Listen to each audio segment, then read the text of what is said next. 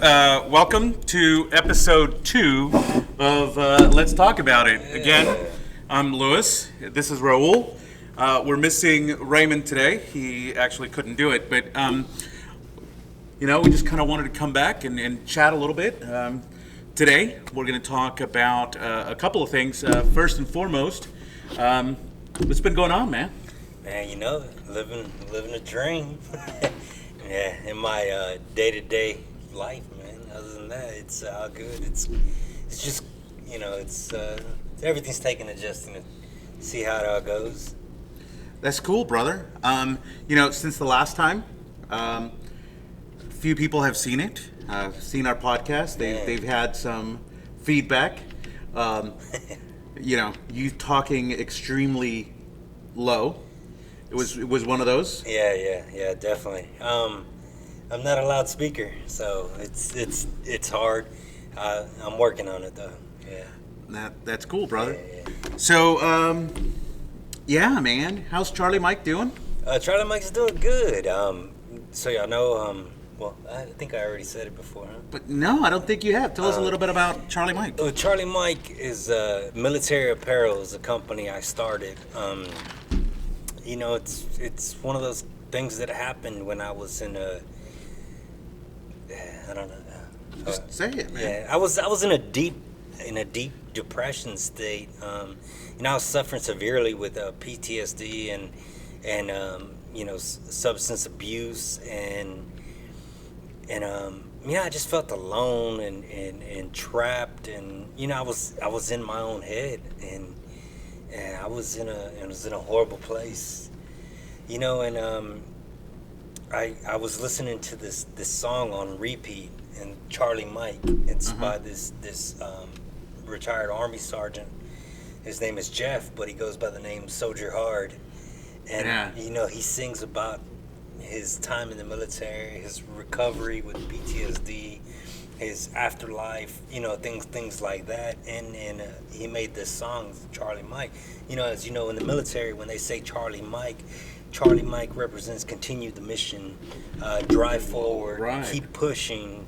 Mm-hmm. And for some reason, this song stayed in my head, and I listened to it one night for hours. I was in a dark place. I was in a real dark place. And, and it made sense to me that, that night, believe it or not, is when Charlie Mike Military Apparel was born. I wanted to be the outlet for individuals who felt like they were alone. That evening, that night, that morning, I wanted to make sure that nobody felt the way that I felt, which I probably wasn't alone, but it's just the way I felt at the time. And that's how it started off. It started off with it's still all about giving back and being there for our brothers and sisters, and that's what it is, night and day. I'm there. I had to make a lot of adjustments in my life. I quit drinking, and I used alcohol as a. That's one of the things that I really wanted to talk to you about today is there are a lot of our brothers and sisters that are struggling here that utilize alcohol and drugs to self-medicate, to kind of, we've all suffered, we've all lost, we've all, leave a little bit of ourselves when we leave the military. Some of these experiences that we go through are tough. But one of the things that I've noticed, talking to other veterans and talking specifically to you, is that we go through that cycle of, readjusting to civilian life, which is hard because we kind of lose out on that camaraderie. We lose out. That's what it is. On that, it's. I saw it the other day in a meme and it just stuck. Military life is one of those things where you grow up super fast, you mature super fast, But man, you stay with that sick sense of humor. You know, you're still a kid. You have one of those very like my kids hate it because I have a very sarcastic sense of humor, and sometimes they don't know if I'm joking or if I'm serious. And I tell them, man, it's like 99% of the time I'm always joking. But to get back to to the discussion, a lot of us utilize things that make us kind of go numb. You know, for you it was alcohol.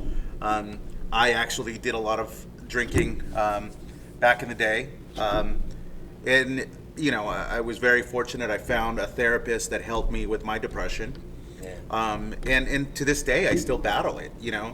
This COVID thing has put me into a nice little depression. But so tell me a little bit about so Charlie Mike, right, which is awesome, by the way. And one of the things that I love about Charlie Mike is that you guys give back to the community and you donate a percentage, right. To veteran organizations. Different organizations. The only kick to that is the different organizations that we do donate back to, they have to bring awareness to veteran suicide and the prevention of veteran suicide. Which is and that was the whole concept. Because man, I think back to that night and. I just remember like being on the living room floor and just not knowing what to think, what was going to happen or what I wanted to do, and it was my daughter was a lot younger, my daughter Faith, and she texted me out of the blue one night and was just to say, "Dad, I love you," like stay strong kind of thing. Yeah. And to see that she saw what I was going through made me want to begin the changes in my life, and that was step one. I mean, there was a lot of things that happened like at one time that made me like, okay, yeah, I gotta fix this. I gotta make changes in my life. I got in trouble. I got in trouble. I made a horrible mistake one night, DWI, and I'm not ashamed of it because it's made me who I am today. Thankfully nobody was hurt. There was no accident, anything. I was, the great city of Pearland Police, and they picked me up, and I saw that police officer a few weeks after that, man, and I went up to him and I said, "Hey, sir, I'm sorry if I was disrespectful or anything in any way." And he goes, "I've arrested a lot of drunk people in my life, but you were the most polite drunk that I ever taken to jail." I was like, "Well, thank you." Yeah. That's awesome, and I really admire you for that. With the culture that we live in now, a lot of people would not do that. They would actually blame the police officer for their mistakes. And I think as a society, we need to go back to accountability, right? We need to be accountable for ourselves and for our actions. So I actually, just to put it out online, we met shortly before this happened, because you just had your 1 year anniversary of sobriety. Yes, which I did. For me, brother, that's awesome. That's super, super awesome. Yeah. I had it in I think it was June sometime. So definitely. So it's a huge stepping stone in my life. I don't think I've ever been this long without having a drink, even as being young and things like that. So and that's super awesome, brother. Seriously, I'm super proud of you for doing that. And I know, right, I'm going to put this out there, it was not an easy task, right? Like I remember Memorial Day last year was one of those where it's okay, I'm going to get ready to kind of go through this, because you had already gotten in trouble. You had already gone to college. Oh yeah. For like a weekend, right? Okay, it was a weekend where you were at the Hilton. It's not funny, but it's funny because when when everything happened, I was embarrassed. I was embarrassed. I was ashamed, and I didn't want to call nobody. I was like, I'll just stay here. And good old Pearland, they put you on this Facebook blotter. Oh, really? Yeah. That's awesome. I didn't even know that. Oh, I've man. lived here for like Yeah. 15, 16 years, and I didn't even know that. I'm talking about I took the prettiest mugshot there ever was, and that's how people found out that I was on vacation. I actually, I remember, because shortly before that, we'd had some conversations about depression and really struggling, and I know you were kind of struggling at that point prior to it, and I remember calling you to check in on you, and not being able to get a hold of you for like 3 or 4 days, and finally I was like, dude, what the heck? Yeah. And you were like, oh, I went on vacation for a couple of days. Yeah. But it's awesome. Yeah. But like I'm laughing, but it wasn't a funny situation. I'm laughing now because I like to find humor in myself. And Yeah, me too. I've learned from my mistakes, and it's made me who I am today. I'm thankful for getting in trouble. Mm-hmm. I'm honestly, I told that to I'm going through vet court right now. Told that to my judge. I said, hey, ma'am, I'm very thankful I got in trouble. I said, because it was the wake up call I needed. And she's like, no one's ever told me that they're thankful that they got in trouble. It's awesome. For those of you who don't know what vet court Vet court, yes. is here in Brazoria County. Well, why don't you tell us? I mean, you're going through it. Well, in Brazoria County, I think actually in Harris County also, but Yeah, they do. They have a program for veterans. You have to meet these requirements, but once you do meet the requirements, you're able to go through I guess it's a probation period, but it consists of counseling and dependency counseling. You have to go through you have to see the VA, talk about, they have to figure out what the root of the issue is. Right. So it's not just it's not definitely not a get out of Jail free. No, because it's a lot of work. It's a lot of work, and you have to you're consistent. Yeah, like I'm always in Angleton because we have a court meeting, or Right. I have to see somebody, but with throughout that process, I've met some incredible people, and I think it's really awesome that because a lot of people go to jail because they're DWIs or they've Right. had multiple DWIs, and they're done. They never have any form of counseling or recovery, or and it's just perpetuating the Right. problem. I'm in awe of vet court. yeah. Enough so that I've actually applied to be a mentor You should, with the man. program Yeah. because of the fact that I believe in it so much. The fact that they get veterans and they help them out, man. Yeah. They're not putting you back into the system for you to, continuously make these errors. Yep.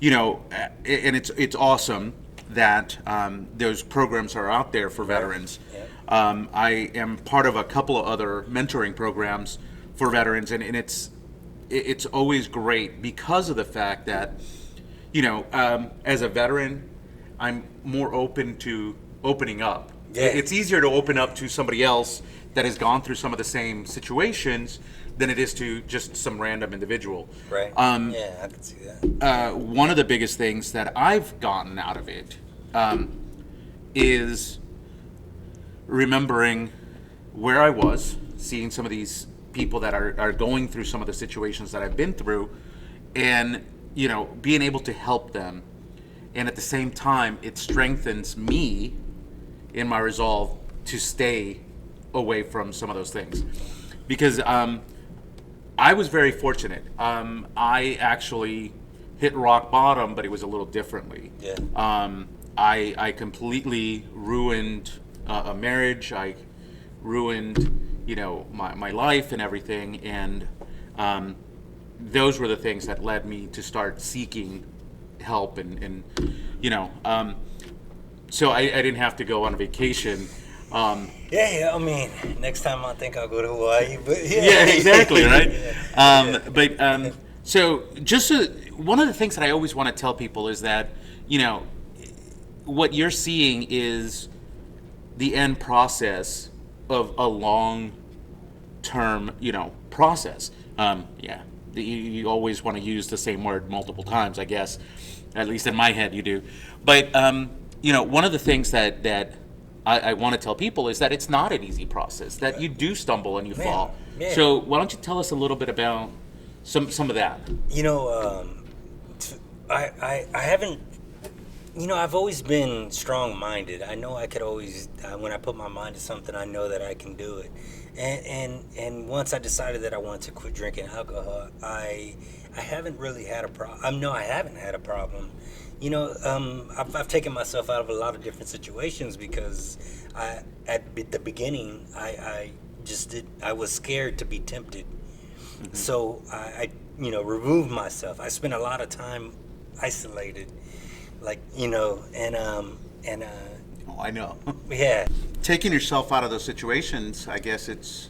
Yeah, it would help me, because I needed it. I had to stay away from certain individuals, and it's nothing, they weren't bad people. It's just what I did with them. I mean, I think our friendship was mainly drinking. Mm-hmm. And, people grow up and move on. And it's what I had to do. And I'm not gonna say it was easy, because nothing's easy in life. Mm-hmm. If you want it, but it's I've experienced a few things in my life, and then this is just another hurdle I had to jump, and it's only making me stronger. I can't wait to tell you guys, like, damn, it's been 10 years or whatever the case may be. I kind of just want to get to a point where I'm just like, I don't remember. It's just another day, And it's similar to that. I think I'm almost at 400 days now. But, yeah, so, what they say, man, it doesn't kill you, makes you stronger, right? Sure. No, I agree with that. But, for me, I agree with you. Taking myself out of some of those situations where, people that mean well sometimes do more damage. I had some friends from high school that I've, shared all sorts of things with, and those were probably the hardest ones to let go. But I needed to, because I needed to start surrounding myself with people that were gonna challenge me and encourage me at the same time. Yeah, I got you. Kind of like with you right now, one of the greatest things, because, since COVID started, I'm a huge people person, and I'd love to be in front of people and just networking and stuff. Well, being isolated at home has been kind of traumatic. Yeah. My kids and my wife also think it's traumatic, by the way, because they're kind of getting tired of me. So No, I don't see that. yeah, I do. They kick me out. They're like, hey, don't you need to go to the VFW today? Don't you need to go see Raul? And I'm like, I got the hint. I'm leaving.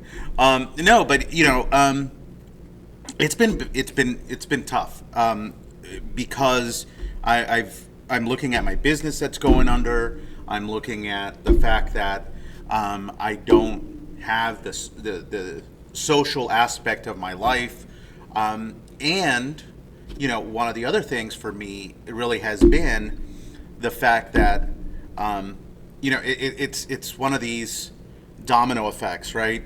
So I started sitting on the couch more and watching TV, right? Yeah. Which ultimately leads to sitting on the couch more, watching more TV, not wanting to do anything. Yeah. Well, now you're not getting out, you're not being, and you go further into your depression. At least for me, I'm going further into my depression. I'm, you may not believe it, But this guy wasn't always this good looking. I was a lot thinner at one point in time. I can't say I gained the Rona 15 because I think I'm at like 30 pounds for the Rona. But,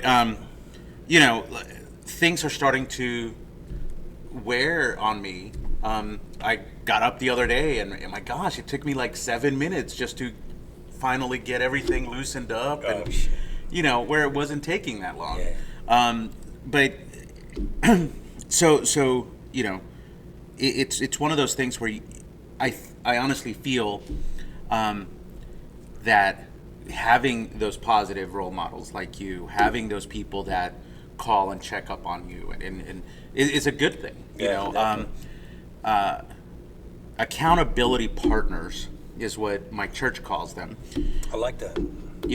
And I feel like having one or two or three of those in your life is really good, especially if you're going through some things where you need help. And the other one, and this I think for veterans, this is probably the hardest one to deal with, is being okay with asking for help. Yeah, it's definitely that. It was definitely my hardest thing. I always looked at it like there's nothing wrong with me. You guys got the problem. Yeah. I'm normal. Y'all are crazy. Mm-hmm. No, it happens, right? It's just, just to go back is just, never. I'm happy to be one of those people for you, and you are one of those people for me. I love the fact that we can call each other and talk about anything. Yeah, and, for sure. I mean, we're made fun of, but it's all out of love. It's not like what I mean? And but I think that goes back down to what we were talking about earlier, is that camaraderie. Yeah. It's that, it doesn't matter what branch of the service you were in. We make fun of each other or each other's branches, but, at the end of the day, we always have your back. And it doesn't matter whether you were in the Army or the Navy or the Marine Corps, the Air Force or the Coast Guard, you're always going to be there for a brother. Yeah. I think it's quoted by Tupac. He says, "We might fight amongst each other, but I promise you this, we'll burn this if you get us pissed." It's kind of like the way I think when it comes to different branches. We joke around with each other, but if you mess with one of us and you're not in the circle, yeah, we're all coming after you. Yeah, for sure. Yeah. For sure. But it's good. It's good. It's good. Yeah. So the last time we kind of talked a little bit about politics and what was going on in our community. Yeah. This time I'm really glad that we talked a little bit about addiction, because I think a lot of people go through it, right? Yeah. And right now, being cooped up at home, people are probably drinking a little bit more, are probably thinking about loved ones that they've lost, or situations where maybe they should have done something different. And go ahead. This is the thing is now that you're thinking more, you got more time alone. Don't feel like you're alone. Don't feel like if you were ever in a situation where you feel like giving up or quitting or anything along those lines, or you feel like you're alone, you just need somebody to talk to, man. Just know that we understand. I know what it's like. I know Lewis knows what it's like, to feel like nobody understands, that no one can. I lived it. I've suffered, but I've gotten back up, and I'm living it. I'm happy. I'm sober. I'm a happy person, and I've always been a good person. I'm just a sober person now. I'm a sober good person, which is and that's one of the things. It's so cliche to always say, if I can do it, anybody can do it. Yeah. But it's true, because we all struggle and we all get to that point where we think we're the only ones going through, know that there are other people. Reach out. Yeah, reach out. Or Google me, Charlie Mike Military Apparel, and you call my phone. My business line and my cell phone will ring 24/7. I'll be there to pick up the phone, and I don't do much sleeping, and I'm sober now, so so I'm here. Yeah. All right. So I think we're getting a little better because we actually discussed the two big things. Yeah, definitely. You know, I definitely want you guys to know that we're here for you. Again, we're still brand new to this. Yeah, definitely. We're still learning. We still want your comments. We still want your help. Advice also. Yeah, the advice is definitely needed. And the other thing that I would like to do is to remind you that this world would not be the same without you. You have made a huge impact. Whether you believe it or not, you really have. There's a lot of people in your circle that would miss you tremendously. So don't think that you are alone, because you're not. Don't think that you are not loved, because you are. And don't think that you don't matter, because you matter a lot. Reach out to us if you need. Yeah, definitely, please. Give us some ideas of what you want to talk about. Yeah. With that said, thank you so much for listening to us. Thank you so much for being here. Next week? Yeah, next week we'll be back. Yeah. I wanted every other week, but I guess we're going weekly. And if this guy has anything to do with it, we may end up doing more than one a week. Yeah, I love talking. Yeah, we know. I know you ain't talking. All right, so until next time, let's talk about it.